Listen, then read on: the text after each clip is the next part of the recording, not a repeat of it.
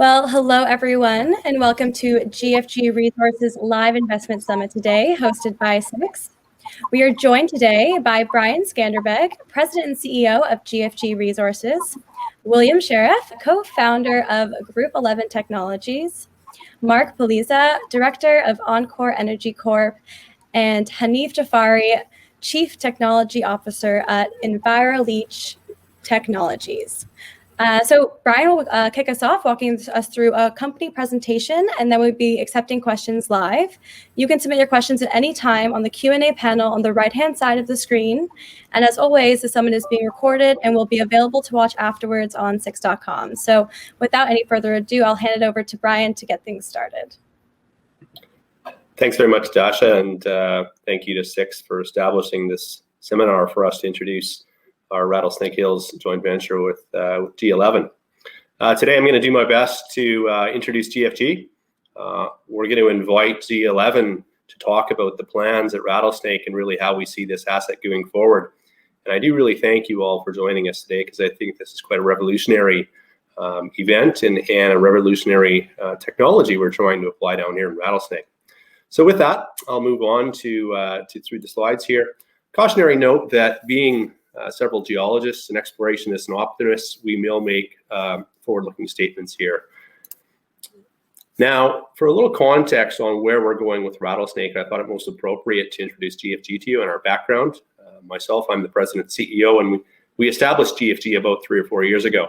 And the thesis was really to be a district-scale explorer and North American focused. We have a strong team that's functioned at an exploration stage, an operation stage, and a board that's functioned in the industry for about 40 years. The thesis was put these belts together off cycle, put a couple together, and we really felt we were effective discovering mines, taking them through to production, and ultimately even operating them. GFG is exposed to 2 main assets, one in Timmins, our Pen property where our capital goes to work, and our asset down in Rattlesnake Hills, which we're going to talk to you about today. We feel both these assets are capable of yielding true Tier 1 style systems, and we really like the character of the systems.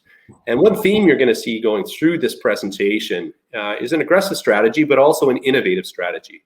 And whether it applies to our approach at Rattlesnake Hill or the joint approach at Rattlesnake Hills or what GFG is trying to achieve in Timmins, I think that's key to being successful these days. Finding new ways to look at existing data differently, look at existing projects differently, and wring value from them.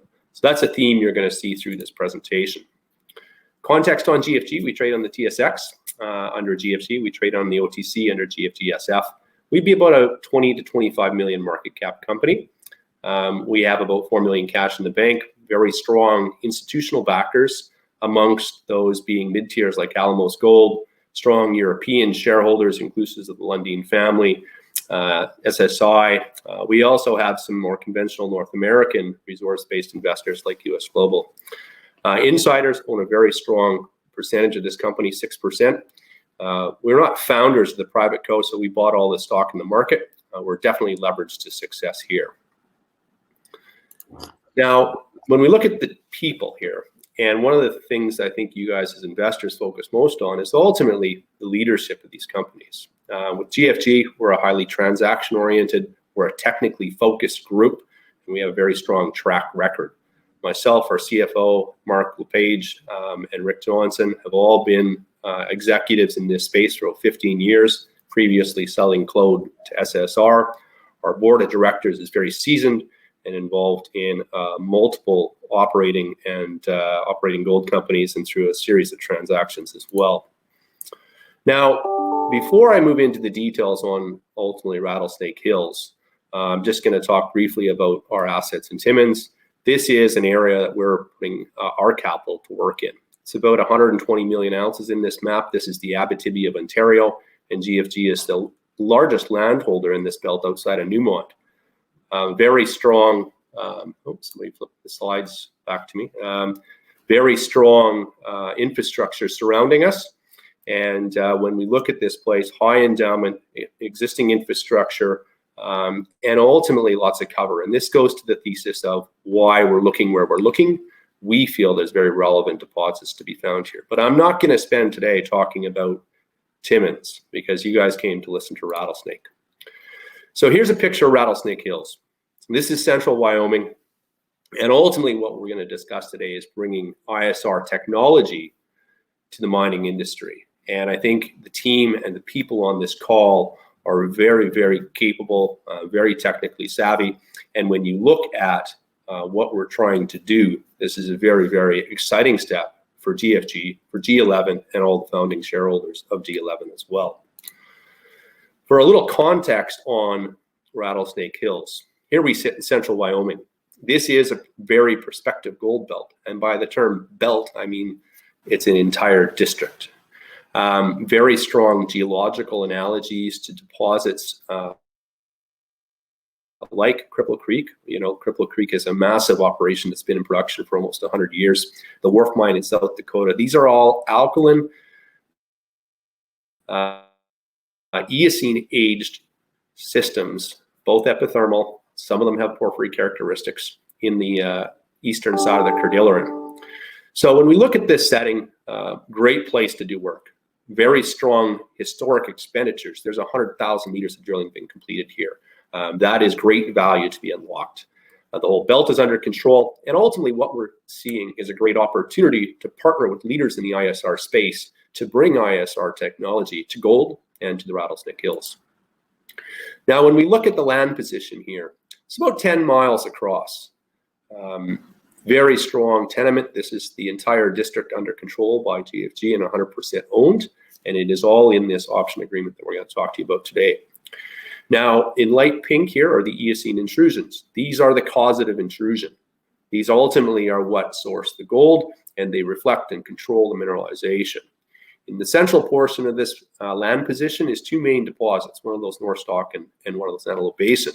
Now, we see very good scope to grow a significant resource here to make further discoveries. And the green targets on this map reflect our vision and our view for what else could be out there in this belt.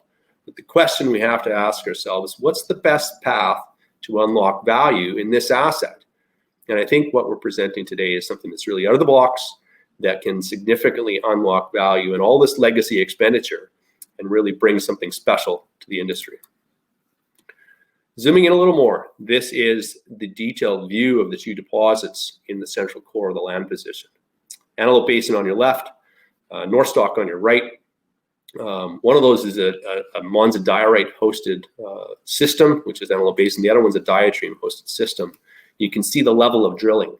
You can see the spatial and the distribution of the gold here. This is a very, very broad gold system. It's about 1 kilometer across, hosting the two mineralized bodies. I think there's a few things I can point out. Obviously, the table on the right has some extremely high-grade intercepts. Broad 100 to 200 meter wide, 1 to 2 gram intercepts, and some very high-grade, narrower components as well. What I think is really relevant is look at the character of the systems here. And I put a few points on the bottom here that are relevant. So when we think about Northstock, let's think scale. Okay, it's about 700 or 800 meters long. It's about 125 meters wide, and it's been drilled down to about 400 or 500 meters. That is a great rectangular box of mineralization. And I think that is very key to applying some of this technology. Look at Antelope Basin. It's about 50 meters wide in the dike, but it also has a low-grade halo around it. So 250 meters in strike length, and it goes down to about 200 meters, nice flat bottom.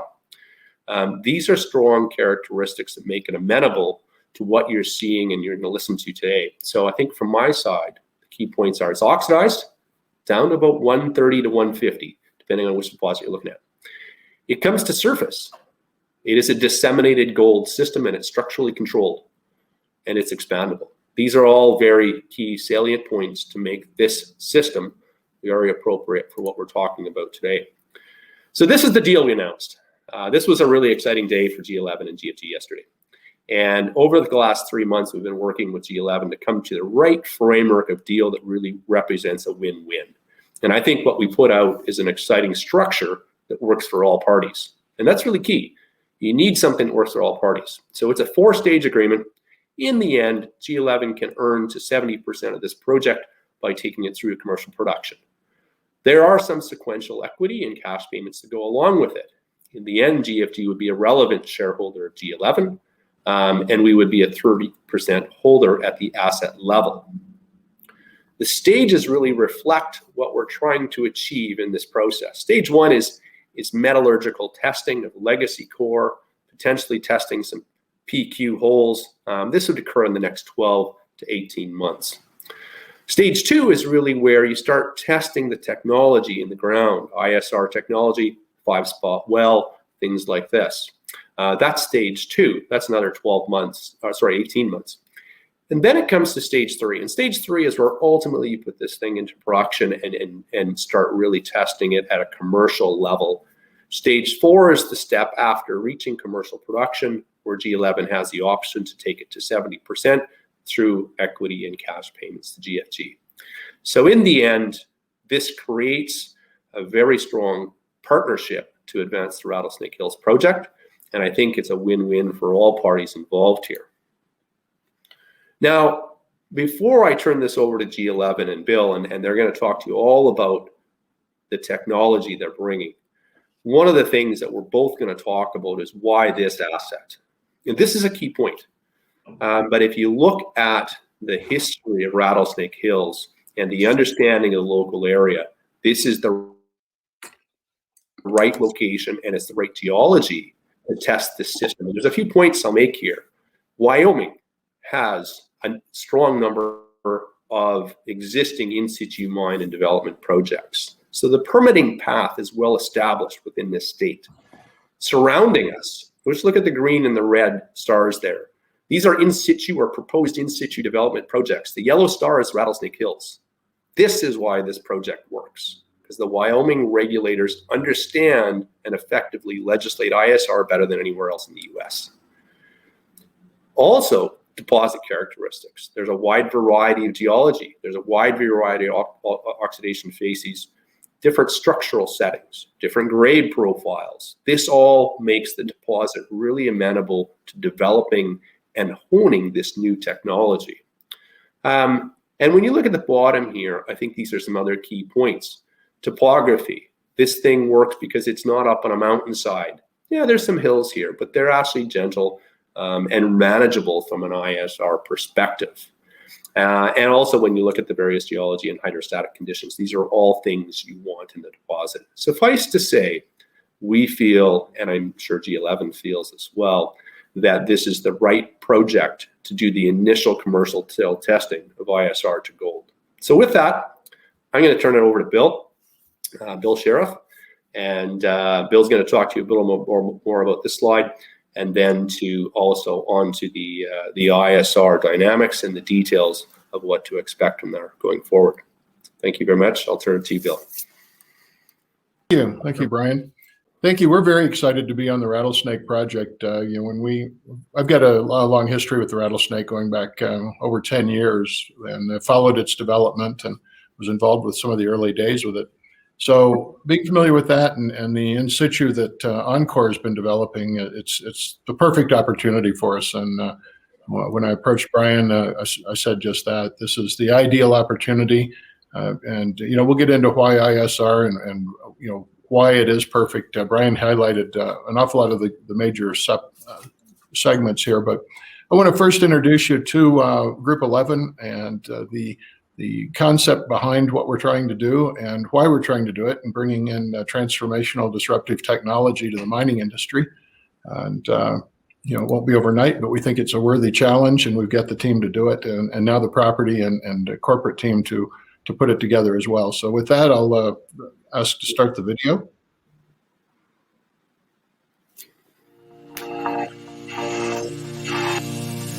When you think of the metals we use in everyday life, you probably think of traditional mining, something like this. Or maybe this. You probably don't think of this. This is in situ recovery, the most well-known form of in-place metal extraction. It is the future of metal production. How does it work? A solution is pumped into the ground where it selectively dissolves the target minerals. Then, the mineral-rich solution is drawn up extraction wells to a water treatment plant. Minerals are removed from the solution, and the solution is recycled through the system. When the process is complete, reclamation is greatly simplified. In-situ recovery techniques are currently being used in several sectors, including uranium and copper, in locations around the world. with lower costs and significantly reduced environmental impacts. The Group 11 Technologies team includes inventors, innovators, and pioneers from the earliest stages of ISR.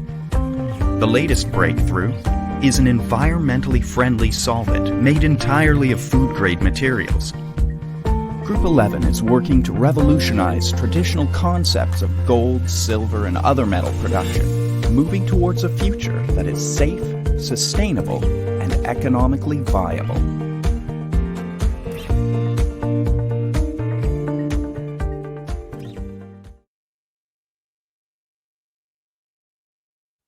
Thank you. Group 11 really is driven by the needs to improve the mining industry, go away from the traditional terms. The mining industry does advance over time, but it seems to be very slow. And we think it's time to change. ESG environment's driving this change, and it's going to, the green movement is here to stay, and it's going to force innovation, and we want to be on the cutting edge of that. It's better for the environment. It reduces carbon emissions. It's cheaper. It's quicker to permit, et cetera. And you can see the cycle here presented. But the bottom line is it's an environmentally friendly, closed-loop cyanide process for gold. And that is the main. There we go. The main crux of the presentation. Some of the challenges in the mining industry. You're seeing a bit of electrification of trucks. You're seeing driverless trucks. So all these things are designed to increase efficiency, but it's a huge market that we're dealing with, and the amount of emissions coming from the trucks, even with that effort underway, is still huge. Just to give you an idea of the scope of the increased metal demand and the mining equipment we're going to need, you can see the chart on the bottom moving out through the year 2027, and with the EV demand for metals, it's only going to increase the already substantial demand for conventional metals, that is copper, lead, zinc, and of course your precious metals, gold and silver. So what we're doing to meet this challenge is we're leading the development and the application of environmentally responsible mineral extraction. What's at the base of this is two things, and those two components are an environmentally friendly solvent as opposed to cyanide or mercury. Mercury was used for centuries, replaced by cyanide about 100 years ago, and it's time for the next evolution. And especially if we're going to be dealing with the subsurface waters, which we will in situ extraction, it's important to have an environmentally friendly water-based chemistry. That's what ETI brings to us. The in situ aspects of it have long been used in uranium, and more recently in copper. Roughly half the U.S.'s uranium is extracted through ISR when everything's running. A good substantial percentage of the world's uranium supply is through ISR. And we've got 2 ISR copper mines in Arizona now. So it's coming along. And there are noted examples of ISR mines in gold. They're obscure. They're not using very favorable chemicals, and it's causing environmental damage, so you don't hear much about them. But it does prove that you can move solution through rock, dissolving your metal of choice, returning it to the surface, taking the metal out of the solution, and repeating the cycle. So with that established, we feel quite confident that we can come in with the environmentally friendly chemistry and turn it into something that's a bit more mainstream and has advantages over conventional mining.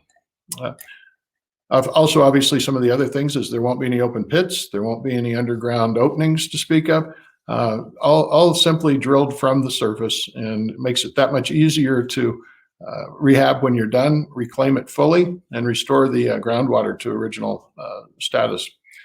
And obviously, it has even further benefits the further downstream you go with the metal processing, and that involving mills and smelters, which are eliminated or greatly reduced with this. As Brian had mentioned when he started, this is all about people. Without them, the idea just is an idea, and you can't really go anywhere with it. And so the founders of the company and the board are myself and Dwayne Nelson, who's the founder of EnviroLeach. David Morgan, renowned metals analyst, is a director. Jean-Ann Oswald is our audit chair and director. Served on a number of New York Stock Exchange companies, and is also a chemical engineer by training. So we're quite happy to have her. And Janet sheriff, president, and director. The technical team is really what we're going to be building this on, and that's led by Dennis Stover, who is our chief technical officer. He was one of the founding fathers, if you will, in the ISR applications in uranium, which of course were the first. He was a co-inventor of the process, holder of 6 ISR patents, and his leadership will I guess we're doing it again. You know, when he first started, no one thought it could be done, and they were able to do it over a course of a few years, and it's proven to be the industry standard now. Hanif Jafari, who's on our call with us today, a mineral engineering and mining chief technical officer at EnviroLeach. He's taught me an awful lot already about the chemistry of EnviroLeach and the proprietary aspects of it and the continual improvements. Just since our association in the last year or two, it's improved dramatically. And you know, I suspect it'll continue to do so, and that will certainly further our efforts as well. Guy Lewis is our explosive engineering expert. And here again, this is important because the advances in underground blasting, directional blasting, are phenomenal. You can actually, given enough rock quality aspects through core drilling and RQD, coupled with the topography and the rock type, rock mechanics, you can actually computer coordinate a explosive array with microcharges, directional charges, all sorts of things that are relatively new in the industry. And you can actually rebelize underground in place material to whatever size fraction you would like. This is huge in what we're doing because most of the gold deposits are silicified, so they don't have much permeability to start with. But through this process, we feel that we will be able to induce permeability. And that's a key to keeping your fluids flowing, keeping them confined as well in the area that you've rebelized. And so this is a huge breakthrough.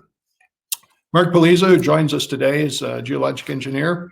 He's done permitting for his entire career, 40 years in the uranium business, all of that with in situ.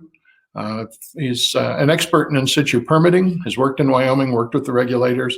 And so his experience there will be invaluable going forward. Pete Poston, PhD chemistry, is a former geologist at the Homestake mine in South Dakota, right next to the Wharf mine. Also a retired professor of chemistry. And he's obviously, as you can tell, a spectroscopy, XRF, and nanotechnology. His analysis methods, his insight into geology will also help considerably.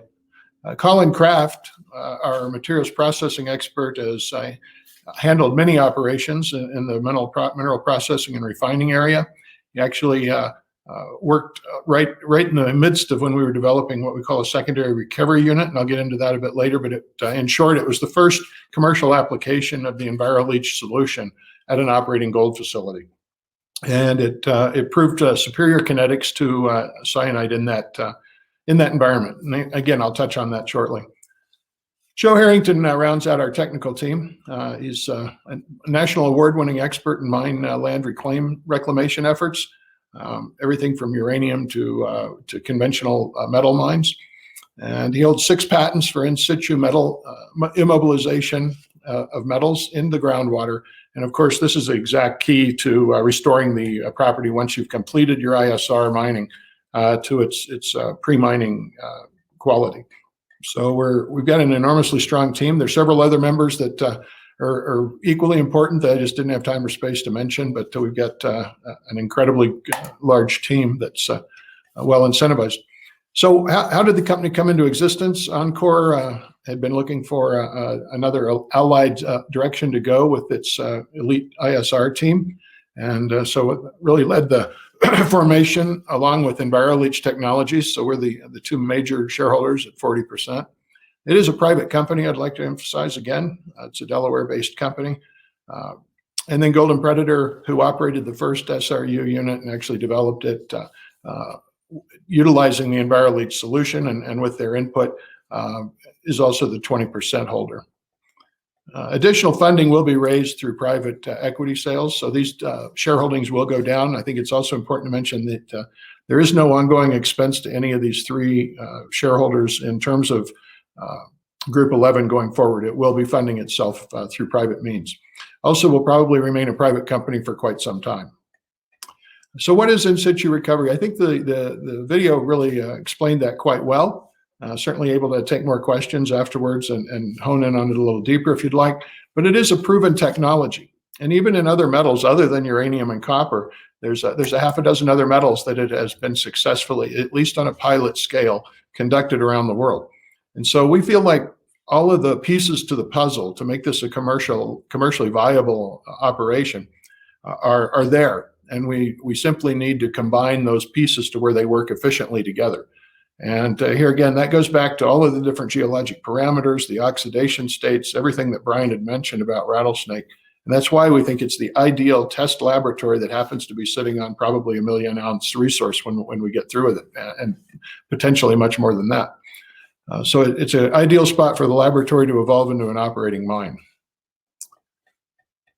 And you can see the obvious benefits between in the little box there, the picture on the right where there's very little disturbance versus the picture on the left where it's extremely labor and heavy equipment operated intensive. So let's look at the actual solution that EnviroLeach has come up with versus the industry standard, which is cyanide. You can see in the lower left a series of boxes. Cyanide obviously is very efficient and very inexpensive as a solvent goes. It's environmentally safe and sustainable. Obviously, it has a pretty good track record, not flawless, but it's the industry standard, and you have to take certain cares to make certain of that. But it's certainly a lot more difficult to transport and handle. Socially acceptable. Anytime you start permitting a cyanide mine, you have a lot of NGO and local opposition. There's a whole series of aspects you can read there for yourself. None of these are encountered with the EnviroLeach process and their chemistry. So we think it's the coming industry choice moving forward, and especially if we can get that proven in not only in situ but existing applications. So we'll be looking at those as well. And these are just some test results from when the Golden Predator did conduct its SRU, or secondary recovery unit operations in the Yukon. We had a gravity mill, just as a bit of background here, operating on an orogenic vein. And we recovered about 60% of the gold on a table or in Nelson concentrators. That is in free gold state. But a third to 40% of it was tied up in the sulfide concentrate. And this was several reasons. Some of it was actually attached to, not inside the matrix, but attached to very fine-grained arsenopyrite. And also some of it was free gold. Here again, so fine-grained that we couldn't recover through gravity means.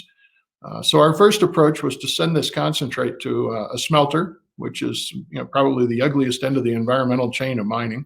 And of course, not only the expenses, but shipping the concentrates across border, not an easy situation. Your choices of smelters are certainly limited anymore in the world with the green movement. But cost and return to the company were significant factors. So we started building our own on-site cyanide reactor, at least planning on that. And shortly thereafter became involved with EnviroLeach. Decided we were demonstrated that it worked in a lab setting, and so we altered our unit to utilize their solvent. And our first test returned a little over 80% recovery, which for your first experimental test is phenomenal. And as you can see, after that, we were up in the high 90s on every subsequent test. So we were quite happy with it. The gold bar you see Jeff holding is part of the product of this, and it worked incredibly well. So you can see the competitive advantage right away. No cyanide. That means your permitting time is reduced to an insignificant amount. Our permitting in the Yukon for use of this solution involved putting up an MSDS sheet, or just a safety sheet on the chemical we were using. No environmental restrictions on the components, and we were off and running. And obviously, where we were using it in a closed system, there were no cleanup concerns, but in a ISR where you're returning the groundwater to its state of pre-existing standards, the fact that there's nothing bad in it is a real big plus, and obviously saves you time, and time is money, and millions of dollars, tens of millions of dollars less expensive. So with our first test project, and it being the ideal one, Rattlesnake, first thing we'll be doing is testing The chemistry, not in situ, but in a laboratory environment through column testing of a variety of different geologic materials throughout this very large project, encompassing different forms of mineralization, that be stockwork, disseminated, vein type, a whole array of different types of mineralization. And each of those in as many different rock types as we can get to. And there's a number of these there as well. So we'll take the core, we will crush it slightly. And we've already got the core existing, which is nice. So that saves us an enormous amount of money to start with. So we'll be taking select core, doing that, and then preparing column tests and running the solution through the column test. And assuming that we get some recovery, then we'll start trying to maximize the crush size, go back with a bit coarser. Obviously, the coarser the grind or the coarser the material, the better for in situ. Less work, less money required. So we'll be doing that. At the same time, we'll be compiling all of the geologic data, paying particular attention to the water table and the oxidation and the redox boundary, huge factors in the ISR process. And then we'll be just moving into a full assessment of the ISR potential once we've perfected the columns and figured out, it's not, in our wildest dreams, it won't work on absolutely every possible combination. We'll be quite happy if it works on one our first time through. And then, of course, you can tweak the solution, you can play with the chemistry, you can change a variety of different parameters and optimize it. And at that point, we would be moving into an actual 5-spot, which is a well configuration with a central well surrounded by 4 other wells inside a containment ring to prove the actual process. So basically, it's an ideal partnership with the property and with the innovative geologic outlook that GFG brings.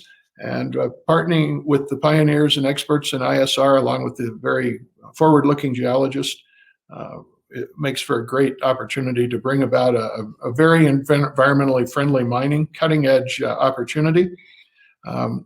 We're in a jurisdiction where the permitting is ideal. There's always permitting, and it's always a bit of a process, but it's clearly outlined in Wyoming, and we're very excited about that. We'll be both sides of this will be fully funded. We'll be doing it out of private equity, and then of course our partner will be taking it from there with the funding from Group 11. And obviously, it's going to be, with any luck, there'll be quite a bit of news coming out about our process and our progress, and it'll be exciting. So I think that pretty well sums it up. We think the future is at hand. It's not going to happen overnight, but with some good hard work and that same entrepreneurial spirit that Dr. Stover led before in the creation of uranium ISR, we think we can greatly broaden its use and really change the face of mining going forward. Thank you. Great, thank you so much. I think now is a great time to jump into some Q&A. There's a few questions here already. And I have one for you, Bill.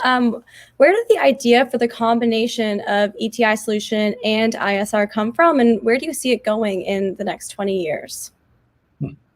Well, it's a good open-ended question, so we can blue sky on that a bit. But no, the idea came out of really the depths and depression of the uranium industry being in a 10-year trough and survival. Basically, we had a very elite ISR team at Encore Energy, one of the founding partners, and we were looking for ways to apply our knowledge base and our skills to an industry that wasn't too far away from uranium.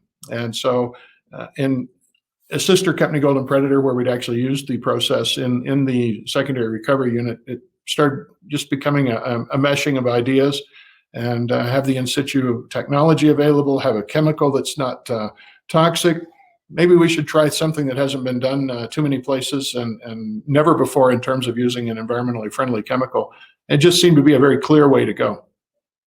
And where it'll be, I think we'll meet with initial success on a laboratory scale, field testing, but in 20 years, I think you'll see a significant presence for ISR in the industry as being a mainstream, just as you see in uranium now, and copper is evolving across a wide array of metals. I really think it's the key to the future. Great, thank you. And Brian, why did GFG choose this unconventional option to advance the project? Is there a resource there, and what is the grade? GFG has been looking for the appropriate path for this partner for about the last 12 months. And for those of you that follow us, we would have previously had a joint venture with Newcrest, who did approach the asset quite differently, looking for a deep block cave porphyry route to this system. Now, when we went about looking at our options, we fully realized the scale, the potential tonnage and size of this system. And what we found with G11 was that they were the best path to unlock value in this project, because their technology and their process will make best use of the 40+ million US dollars spent in the ground already. And ultimately, that's the win. Taking advantage of 100,000 meters, a drilled off gold deposit. Now, there's no published 43-101 resource here. And let me be clear of that. There is a lot of drilling. If you scope the scale of it, you might say there's 500,000 ounces. You might say there's 700,000 ounces. It's probably in that range. There's no 43-101 resource here. Is it drilled densely enough? Probably, but there's never been one published. So that's some guidance maybe on scale of the system. It's certainly open and expandable. The grades you're looking at, you're probably looking at 0.5 to 0.7 grams per ton, in that range of things. And we really feel that the path and the combination with G11 was the best way to leverage that historic data set, to leverage this asset, and to advance it in a way that can create value for our shareholders. And we looked at a lot of various options. This was by far the best one for us. Great, thank you. We have a question here from Mark. So down the road, are you interested in licensing the technology, or will you operate like a services company? I assume that's for you, Bill. Yeah, Bill. yeah, I'll take that. No, obviously, if this works, we want to be involved. We don't want to be a service industry. The enormous upside in this, making a multi-billion-dollar enterprise, is in actually owning and exploiting the resources. Would we come in as a partner level, such as we've done here, to provide value for both sides? Certainly, but this. It's going to take a few years to get this into a commercial production. It won't happen overnight, but even considering that, we're going to see a shorter timeline to production than with a conventional mine. Most people don't realize it, but a conventional mine is usually a decade at a minimum getting into production, when you take into consideration the permitting. And if you go back to the exploration, which we're already a benefit of a decade of exploration, it's 2 decades. So, that puts us on a really good timeline. But we want to be involved with actually installing and operating for our benefit and ultimately our shareholders' benefit. Great, thank you. What other competing products exist, and is there an intellectual property patent? There's a number of patents on in situ, and they'll continue to evolve because of the unique applications of each installation. And of course, EnviroLeach has their own series of patents on the chemistry. Hanif might want to address that briefly. Yes, so we have 2 patents granted on the chemistry and 1 pending, and put patents on EnviroLeach.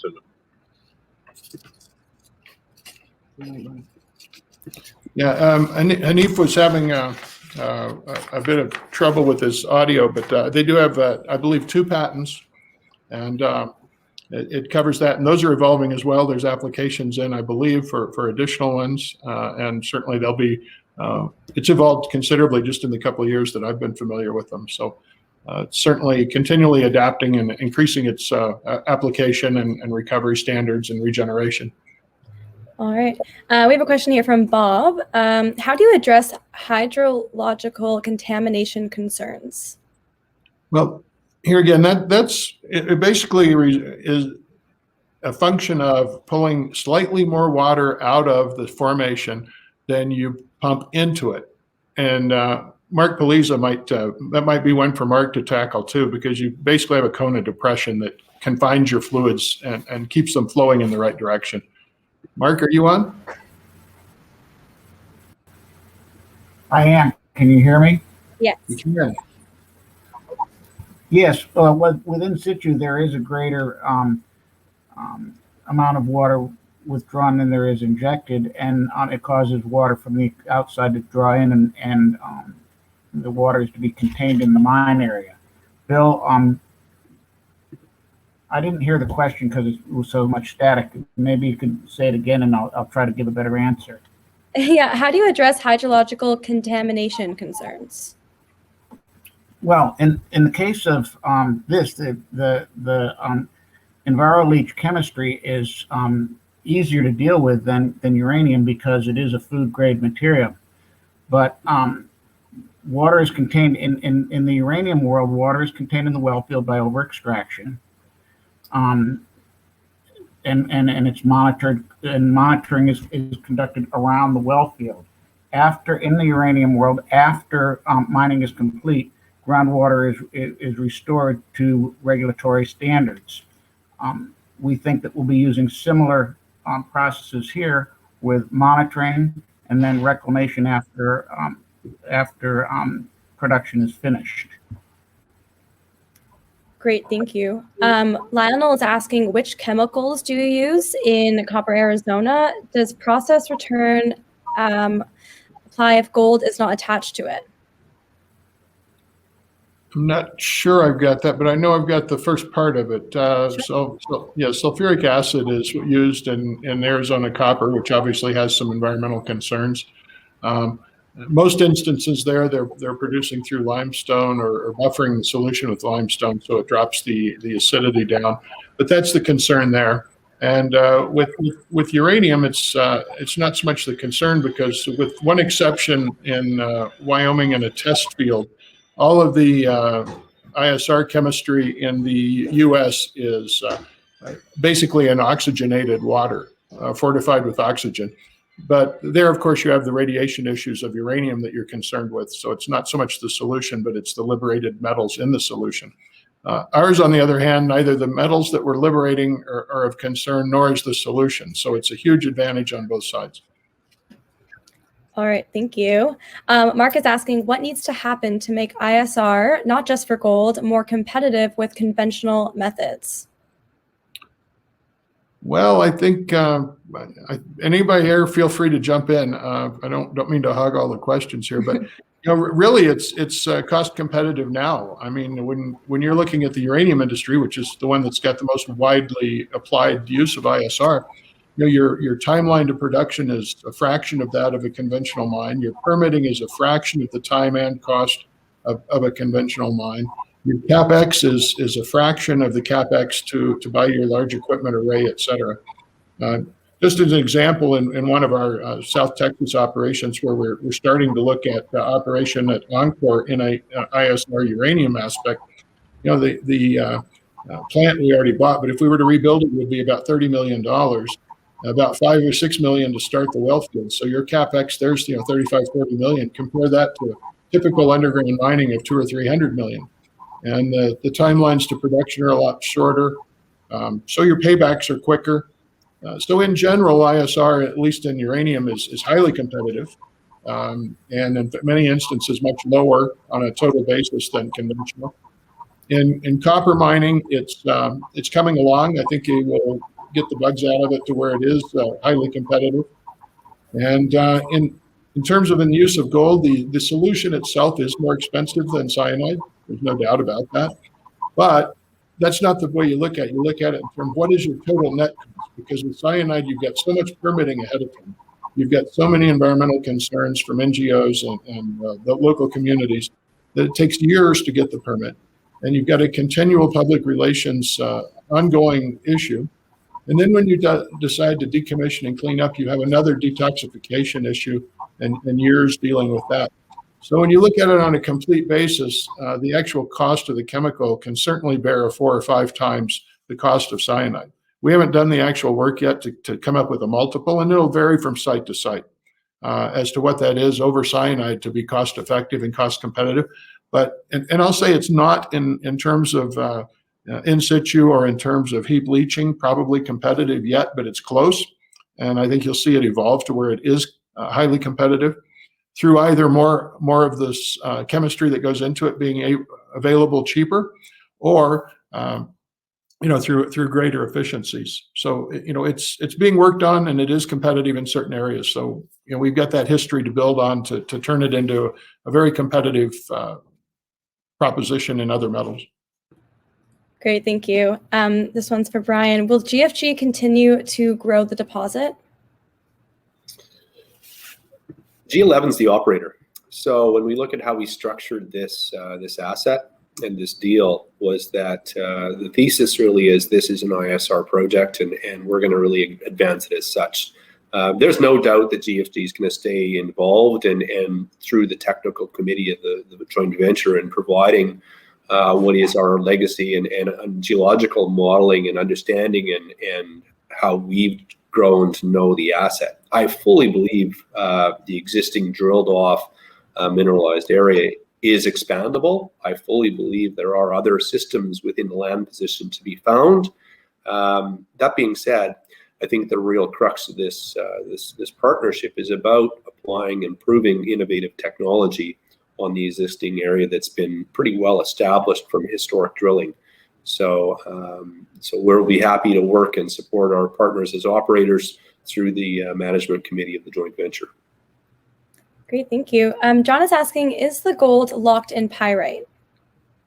It's not, I don't think, Brian, is it? Yeah, ultimately, when you look at these systems, the depth of oxidation is a reflection of the presence of pyrite. And this system is oxidized down to between 130 and 150 meters to depth. So above that level, you're generally seeing free gold and a completely oxidized host rock. So you don't have the issue of having the gold locked in the pyrite. Metallurgical test work has been done on some of the sulfides as well. So there are sulfides below that level. And yes, in those characteristics in those areas, going down to 300, 400, 500 meters, you have gold locked in a sulfide, yes, fine grained pyrite. And studies have shown various recoveries on those, anywhere from 10% all the way up to 100%. So to me, the legacy met testing as it's been applied to this really only shows the redox boundary from what is oxidized at surface down to what is sulfides below kind of plus or minus 150 meters depth. And I think that will play a very material role in how G11 applies the technology here and where they choose to apply the technology. But what I can say is above, say, 130 meters, and it's variable on each deposit, and it's these redox surfaces aren't a flat plane, they're an undulating surface. You're dealing with a largely oxidized material, and the sulfides have been converted to other minerals, and the gold is free. All right, thank you. Ira's asking, are you close to where... Oh. Are you close to where Energy Fuels has some of their in situ projects? We are probably 150 miles from Nichols Ranch, which is their only ISR project in Wyoming. Okay. There are other Energy Fuels, other ISR uranium projects in South Texas. So we're many miles away from that one, but we're fairly close to the Nichols Ranch operation in Powder River Basin. Okay, perfect. Bob is wondering, how does ISR differ from fracking? Wow. Fracking is a very generic term that's, the oil industry has been fracking since the early 1900s. It only became controversial, in the last decade probably, when they started doing overpressure fracking along lateral or horizontal wells. And not to get into a great deal of discussion there, because A, I'm not an expert on it, but B, not really the focus here. But they have huge amounts of water that they inject, along with huge amounts of hydraulic sand, and they overpressure miles and miles of drilling and frack huge reservoirs. It's not very targeted. It's not very confined, and that therein comes some of your concerns, where you've probably seen the exposés on television with the horror stories, which are isolated. Most of the time it's not a big deal, but we're doing nothing on that scale. Ours is very targeted and controlled and in a relatively small area. So also we aren't dealing with any hydrocarbons escaping, because we don't have hydrocarbons in gold deposits, so generally. All right, thank you so much. Liam is wondering if you could explain the timeline to production. He's saying it seems long. Well, here again, I think I touched on that. Any conventional mine is going to be a decade or more. And I think that, even where we are now, that's not an unreasonable target for us, given the fact that, the testing should take 2 or 3 years, maybe 4, to get there, assuming things work, right? We have to prove it works first. And, that's the key. Like I say, all the pieces of the puzzle are in the box. We just need to assemble it. At least that's the way we view it. So, we're highly optimistic, but no assurances can be made that we'll be successful, obviously, until we are. We have to prove that. But in general, timelines for ISR mines are considerably shorter than conventional. There's less permitting, there's less construction time, there's shorter reclamation time. So in general, it is shorter. Great, thank you.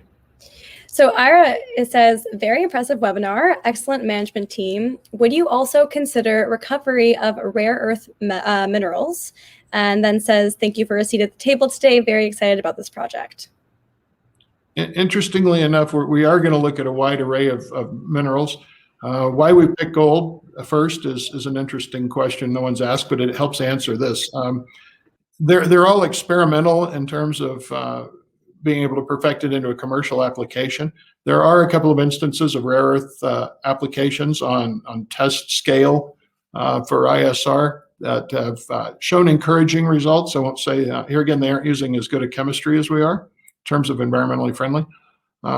But we pick gold because obviously getting something back to help offset the cost test. Gold is the highest dollar commodity in a known deposit. So, even if we're getting 20% recovery, which would not be what we're after, it would certainly offset the cost of what we're doing. So we pick the high dollar value. The other aspect is gold is interesting in that it occurs in a myriad of different environments and forms. And so it's an ideal metal to go after testing because so much is known about it geologically and it occurs in so many different places. It's the perfect starting spot. Perfect. William is asking, do you expect significant differences in recovery or operational procedures between oxidized and primary mineralization? And does the mineralization differences with the dioreme mineralization require different handling? I'm not sure what the second part of that die was, but in general, we're starting with the same basic issues that the gold mining industry's always had in terms of oxidation, and not just gold, copper, a lot of the metals, oxidation versus sulfide or primary mineralization. The oxide is clearly easier for us to deal with.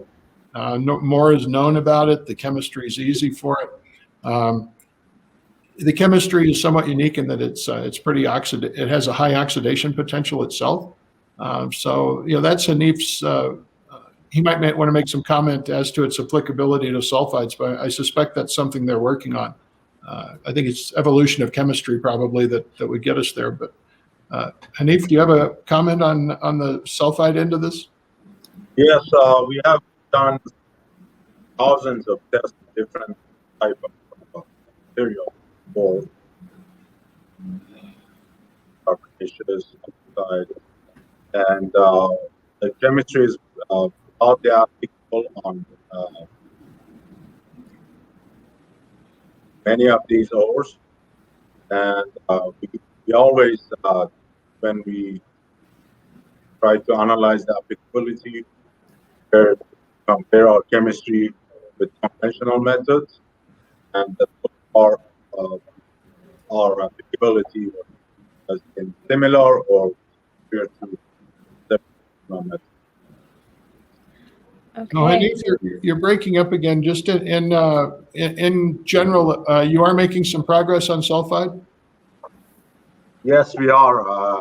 We have done several tests, many tests on different types of ores, sulfide, carbonaceous, and oxide.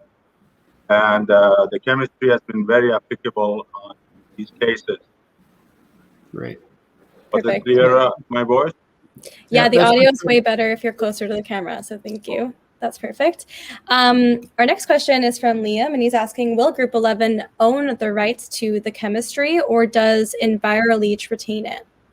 EnviroLeach owns the chemistry. We have an exclusive license towards the in situ application of it, and also on the small unit for the secondary recovery unit. But of course, our emphasis is on the in situ. But they do retain full rights to the chemistry.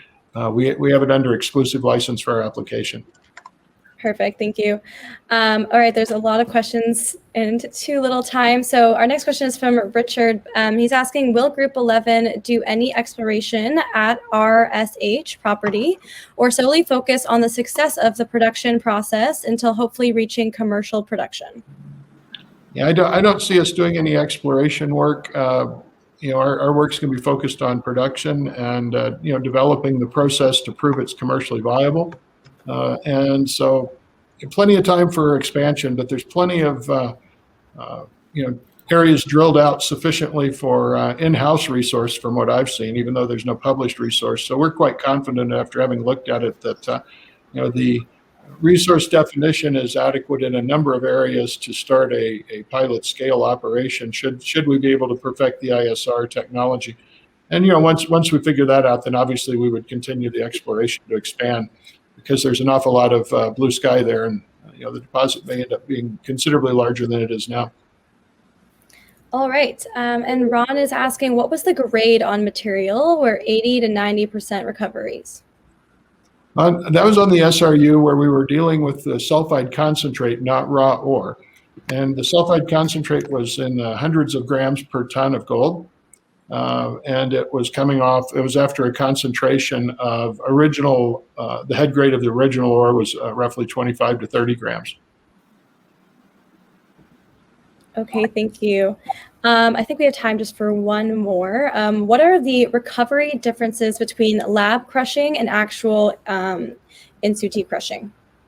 Boy, that's a perfect one to end on as well. Stay tuned. Okay. We'll give you the answer after the test.